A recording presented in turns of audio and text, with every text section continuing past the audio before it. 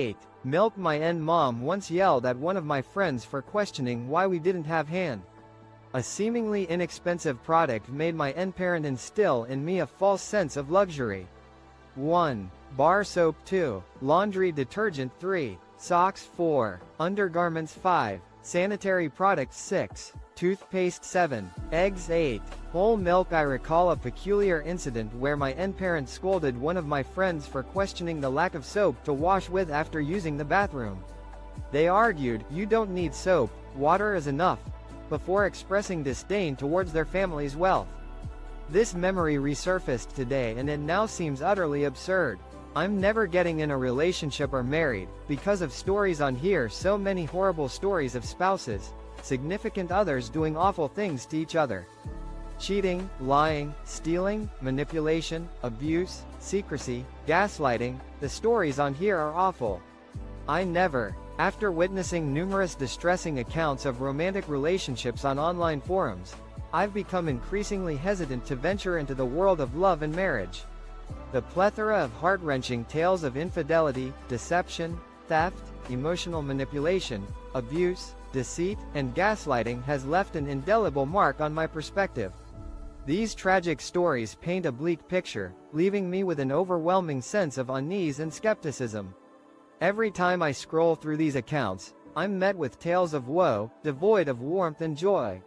While the sheer volume of negative experiences might be a reflection of the world's complexities, it's the frequency of these stories that has led me to believe the odds are stacked against me in my quest for a genuine and trustworthy partner. In light of these findings, I've made the decision to remain single, opting for the comfort and security that comes with solitude over the potential risks and uncertainties of romantic entanglements. Edit. This story seems to be written from a place of emotional vulnerability and fear of potential heartache. The writer is likely influenced by the numerous negative stories they've come across online. Update. There's no clear resolution or conclusion to this story, as it appears to be more of a personal reflection than a narrative. With my 22M cat walked in on my girlfriend, 20F, spanking me. This is really embarrassing. Just last afternoon my girlfriend was whacking my ass with a table tennis paddle really hard. And then my cat came into the room, saw what was going on and presumably thought my girlfriend was. My 22-year-old cat unexpectedly strolled into the room where my 20-year-old girlfriend was administering a stern correction to me using a table tennis paddle. This experience is quite mortifying. Just the day before, my girlfriend was delivering a firm spanking to my buttocks with considerable force. The sudden arrival of my cat caught her off guard, and it's likely that she perceived my girlfriend's actions as abusive. In a swift and instinctual response, the cat sprang towards my girlfriend, as if attempting to intervene on my behalf.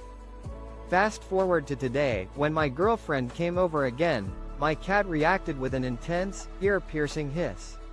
I'm wondering if there's a way to re-establish trust between my cat and my girlfriend. Lady was not happy I wore a crop top in front of her grandkids. So I wore a crop top to the grocery store today because it was really hot. While I was grabbing some Pop-Tarts, this older lady who was with her grandkids came up to me and said, "You really should NTB." I received some disapproving glances from a woman when I wore a tank top in front of her grandkids. I chose to wear a tank top to the grocery store today because the temperature was sweltering. While I was picking up some pastries, this older woman who was accompanied by what appeared to be her grandkids approached me and stated, "You really shouldn't be exposing so much skin. There are children present." I was taken aback, as I didn't consider my outfit to be immodest. I apologized and then walked away. All I was looking for was a quick purchase of pastries and some relief from the heat. My account is deactivated. This literally just happened. And GT. User. My WebEx account was deactivated even though I've been using it. And GT. Gold Nation. I see it as being active. User then sends a screenshot of another company's WebEx portal with an error stating that his username. Account deactivated. This has just occurred. And GT. User. My WebEx account has been deactivated despite my consistent use of it. In GT, Gold Nation. I observe it as being active. The user then forwards a screenshot of another company's WebEx portal displaying an error that their username cannot be located. In GT, Gold Nation, it appears that the WebEx page displayed is incorrect. Here is our WebEx URL.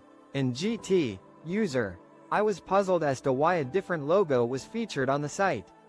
Edit. This conversation took place in a customer support forum. Update. This conversation has been edited for formatting purposes. TLDR user's WebEx account was deactivated, and they are unable to access the correct WebEx portal due to an incorrect URL.